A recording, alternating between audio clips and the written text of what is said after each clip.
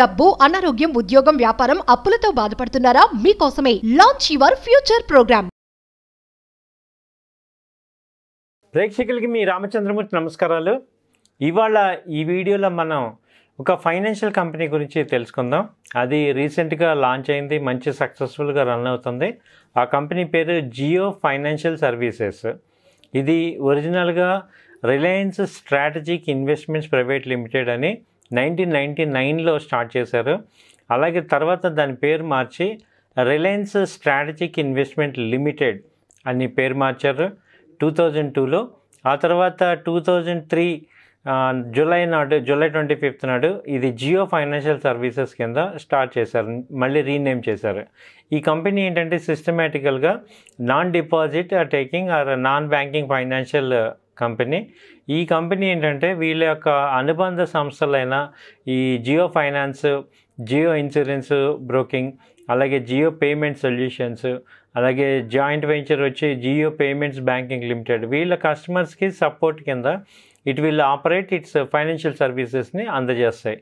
ఈ holding company మిగతా అన్ని కంపెనీల యొక్క కస్టమర్స్కి యూజర్ ఫ్రెండ్లీగా ఈ యొక్క సర్వీసెస్ని కంబైన్డ్గా డిజిటలైజేషన్ చేసి వీళ్ళకి సర్వీసెస్ ఇస్తాయి. ఈ కంపెనీ యొక్క లాస్ట్ 5 years మనం ఈ రెవెన్యూ చూసుకుంటే ఇది 2020లో 350 కోట్లతో స్టార్ట్ అయింది. 2021లో 295 కోట్లు ఉంది. 2022లో 140 కోట్లు, 2023లో 41 కోట్లు వచ్చింది. 2024లో 640 కోట్ల రూపాయల రెవెన్యూ జనరేట్ చేశారు జియో ఫైనాన్స్. అలాగే దీని యొక్క ప్రాఫిట్స్ తీసుకుంటే ఇది ప్రాఫిట్ బిఫోర్ ట్యాక్స్ వచ్చి 2024లో 520 కోట్లు, అలాగే 2023లో 49 కోట్లు, 2022లో 176 కోట్లు, 2020లో 118, 2019లో 193 కోట్ల రూపాయల రెవెన్యూ వచ్చింది. మనం ఒకసారి చూసుకుంటే 2019లో 200 కోట్లు ఉంది లాభం. ఇప్పుడు 2024లో వచ్చి 500 కోట్ల రూపాయల లాభానికి వచ్చింది. కాబట్టి ప్రైసెస్ కూడా, షేర్ యొక్క వాల్యూ కూడా ఆ రకంగానే ఎప్రిషియేట్ అవుతున్నాయి. కాబట్టి రిలయన్స్ జియో అనేది మనం ఇది కన్సిడర్ చేసుకోవచ్చు. ఒకసారి మనం దీని మార్కెట్ క్యాపిటలైజేషన్ ఇవన్నీ కూడా చూద్దాం. ఈ రిలయన్స్ జియో ఈ మధ్య లాంచ్ అయింది, మనందరికీ తెలిసిందే. రిలయన్స్ వాళ్ళ ద్వారా వచ్చిన కంపెనీస్ ఇవి. అలాగే ఈ కంపెనీస్లో ఎక్స్పెన్సెస్ కూడా చూసుకుంటే టోటల్ ఎక్స్పెన్సెస్ 117 కోట్లు ఈ ఇయర్ ఉంటే, లాస్ట్ ఇయర్ వచ్చి 190 కోట్లు, అలాగే 150 కోట్లు. అలా ఎక్స్పెన్సెస్ కూడా కన్సిస్టెంట్గా స్టేబుల్గా మెయింటైన్ అవుతుంది. దానివల్ల ఏమవుతుందంటే మనకి ఈ యొక్క ప్రాఫిట్స్ ఫ్లక్చుయేషన్ లేకుండా ఇంప్రూవ్మెంట్ వస్తున్నాయి. అలాగే దీని యొక్క ఫేస్ వాల్యూ వచ్చి 10 రూపాయలు ఉంది. దీని యొక్క మార్కెట్ క్యాపిటలైజేషన్ 2,39,000 కోట్లు ఉంది. అలాగే దీని యొక్క ఆల్ టైమ్ హై వచ్చి 394 ఉంది. అలాగే దీని ఆల్ టైమ్ లో కూడా 200 రూపాయల దగ్గర లో వచ్చింది. అలాగే దీని యొక్క పిఈ వచ్చి 600 పిఈ వచ్చింది. సో ఇలా ఇది మంచి గ్రోత్ సెక్టర్ కింద ఈ ఇండస్ట్రీలో కనపడుతుంది.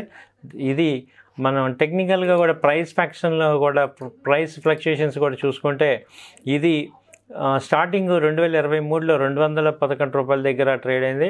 ఆ తర్వాత 2024 జనవరిలో 230 రూపాయలు ఉంది. 2024 మళ్ళీ ఏప్రిల్లోనే, మార్చిలోనే 270 కోట్లుగా 270కి వెళ్ళింది. ఆ తర్వాత 2024 మార్చి 15 నాడు 369 దాకా కూడా వెళ్ళింది. అక్కడ స్టెబిలైజ్ అయింది. ఆ తర్వాత లో లెవెల్ 19/4/2024 నాడు 353 దగ్గరకు వచ్చి ఆగింది. అక్కడి నుంచి కన్సిస్టెంట్ పర్ఫార్మెన్స్ చూపిస్తుంది. అంటే ఇది లో లెవెల్స్ తీసుకుంటే 300 దగ్గర నుంచి ఇప్పుడు ప్రజెంట్ కరెంట్ రేట్ వచ్చి 370 దగ్గర ఉంది. ఇది రానున్న రోజుల్లో 500 దాకా కూడా వెళ్ళే అవకాశాలు కనపడుతున్నాయి. అలాగే ఎనీ డౌన్ ఒక 300-280 మధ్యలో మళ్ళీ రీఇన్వెస్ట్మెంట్ చేసుకుంటే మంచి ప్రాఫిట్స్ వచ్చే అవకాశాలు కనపడుతున్నాయి. సో ప్రజెంట్ రేటు 370 అలా ఉంది. ఆ రేంజ్లో మీరు యాడ్ చేసుకోవచ్చు. ఆ తర్వాత 300 దగ్గర నుంచి 280 మధ్యలో మళ్ళీ రీఇన్వెస్ట్మెంట్ చేసుకోండి. టార్గెట్స్ తీసుకుంటే 500. ఇది ఒక 6 months నుంచి 1 yearలో వచ్చే అవకాశాలు కనపడుతున్నాయి టైం పీరియడ్. అలాగే డివిడెండ్ పేయింగ్ కూడా దీనిలో ఉంది. కాబట్టి ఇది జియో ఫైనాన్షియల్ ఫీచర్లో మంచి ప్రాఫిట్స్ వచ్చే అవకాశాలు కనపడుతున్నాయి. ఇది మీకు మళ్ళీ చెప్తున్నాం, ఇది కేవలం మా వ్యక్తిగత అభిప్రాయం మాత్రమే. ఇది subject market risk, stock market అనేది. కాబట్టి మీరు కూడా 1-2 సార్లు ఆలోచించుకొని డెసిషన్ తీసుకోవాల్సిందిగా కోరుచున్నాం. థ్యాంక్ యూ అండి. నమస్తే.